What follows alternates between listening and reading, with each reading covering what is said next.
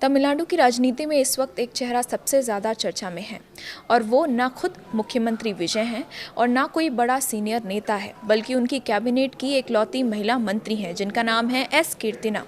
29 साल की कीर्तिना इस वक्त पूरे देश में वायरल हो गई हैं। कारण दो हैं।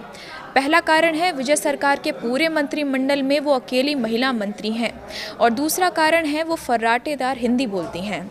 अब आप सोचिए, तमिलनाडु जहां हिंदी को लेकर दशकों से राजनीति होती रही है, जहां डीएमके जैसे पार्टियां हिंदू विरोध को बड़ा मुद्दा बनाती रही हैं, वहीं अब विजय सरकार की महिला मंत्री कैमरे पर फ्लुएंट हिंदी बोलती हैं और बस यहीं से शुरू हो गई है राजनीति। कुछ लोग कह रहे हैं कि यह नया तमिलनाडु है, तो कुछ लोग इसे द्रविड़ राजनीति के पुराने नैरेटिव पर सीधा हमला बता रहे हैं। लेकिन सबसे बड़ा सवाल, आखिर कौन है एस कीर्तिना और क्यों थलापति विजय ने उन्हें अपनी सरकार का इतना बड़ा फेस बना दिया है?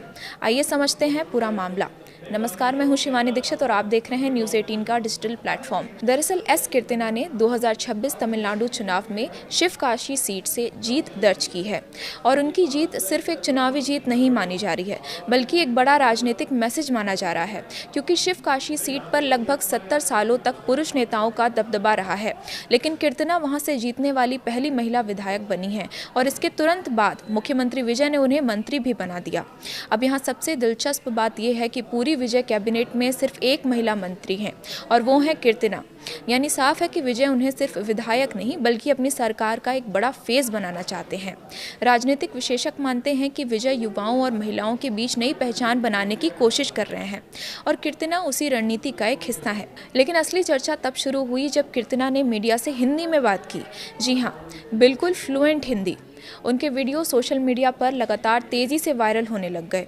कई लोग हैरान थे कि तमिलनाडु की एक युवा मंत्री इतनी शानदार हिंदी कैसे बोल लेती हैं। खुद कीर्तिना ने कहा कि वो चाहती हैं कि विजय और उनकी पार्टी का संदेश पूरे भारत तक पहुंचे, इसीलिए वो हिंदी में भी बात करती हैं। अब यही बयान राजनीतिक बहस बन गया है, क्योंकि तमिलनाडु में हिंदी सिर्फ भाषा नहीं बल्कि राजनीति और पहचान का मुद्दा भी है।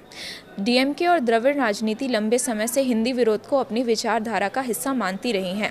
ऐसे में विजय सरकार की मंत्री का हिंदी बोलना कई लोगों को बड़ा राजनीतिक संकेत लग रहा है। कुछ लोग कह रहे हैं कि विजय अब रीजनल नहीं बल्कि नेशनल राजनीति की तैयारी कर रहे हैं और शायद इसी वजह से वो ऐसे चेहरों को आगे भी ला रहे हैं जो तमिल के साथ साथ हिंदी में भी मजबूत पकड़ रखते हों। सोशल मीडिया पर कीर्तिना को लेकर दो तरह की राय देखने को मिल रही है। एक वर्ग कह रहा है कि कई भाषाएं बोलना ताकत है और इससे तमिलनाडु देश के बाकी हिस्सों से बेहतर जुड़ पाएगा।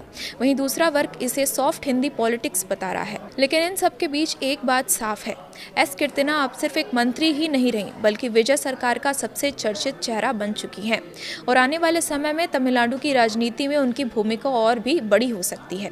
आपकी इस खबर पर क्या राय है, हमें कमेंट सेक्शन में जरूर बताएं।